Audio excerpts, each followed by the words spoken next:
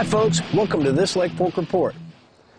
It's the first part of April and Lake Fork is coming into bloom. After a wet and cold spring, the water temperatures are finally getting to where the bass are coming up to the shallows in waves. The water temperatures can range from 55 to 64 degrees right now. The fish are spawning in the backs of the creeks right now. Main lake fish aren't quite up yet. The water's clearing in areas, but it's still stained in most areas of the lake. But it's clearing faster. There's four main techniques we catch fish on during the spring that are year in, year out producers of big bass on this lake. The soft stick bait is one of the best lures you can use during this time of year when the fish are spawning on Lake Fork.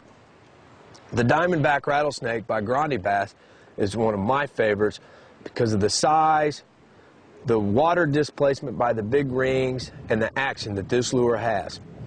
It's a large lure, so it's got a good fall rate. You can fish this lure in heavy cover or out in 4 foot of water next to trees. The areas I concentrate on during the springtime on Lake Fork are areas out of the wind where the fish are going to spawn. I'm looking for a hard bottom with grasses cover, fairly clear water, stumps or boat docks for them to spawn around. And we're going to take this soft stick bait and throw it into these areas and fish it very slow. When you're blind casting for bedding fish, you have to fish slow to really catch what you need to catch out of an area. So when you get a bite in an area, fish it real thorough. The next technique is a Texas rig crawl worm. When the fish are spawning, just like the soft stick bait, I'm really covering the areas where I think these fish are spawning. So instead of the weightless soft stick bait, I'm using a Texas rig crawl worm. The Mega Crawl by the GrandeBass, got the big flapping arms and the long tentacles, makes a lot of water displacement and vibration. But I'm still casting this in areas from 1 to 4 foot deep where I think these fish are spawning. Next to grass and holes in grass and trees, stumps, boat docks. But again, this is another slow technique. Lily pad stems, where these fish are nesting is where we're crawling this crawl worm through. You want to go slow enough that you're aggravating this fish to move them off of their nest. So we've got the soft stick bait and the Texas rig crawl.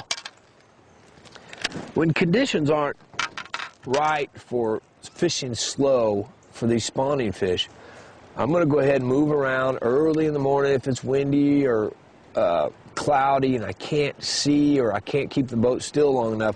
I'm going to use a chatterbait type lure or a spinnerbait and cover some water in the same areas where they're spawning.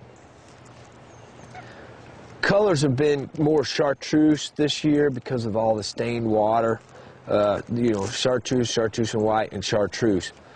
But, move around with a spinnerbait. If you're not getting bit in an area and you need to move to the next pocket where it's calm, where you can slow down and fish thoroughly for these spawning fish, we pick up spinnerbaits, chatterbaits, and run down the bank, throwing in the same areas where you think these fish are going to be spawning. You can get some real big bites doing that. And my favorite technique is bed fishing. Bed fishing on Lake Fork can be very exciting and rewarding with very big fish. Bed fishing is more like hunting.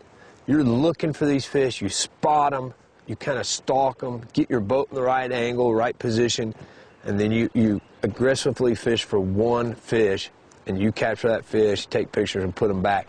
It's real rewarding. The lake is clearing up, so sight fishing is going to be a prevalent technique here in this next month. I use a Texas rig soft plastic worm most of the time, like the 4.5 inch GrandeBass rattlesnake in the bubblegum color.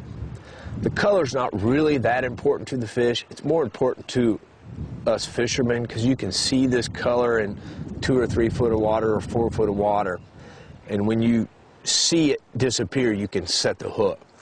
It's a little bit easier for a fisherman. Natural colors work great. You've got to work a little bit more on feel with this bite. But sometimes those nesting fish, they'll pick it up and spit it out so fast, you've got to be really good on reaction time.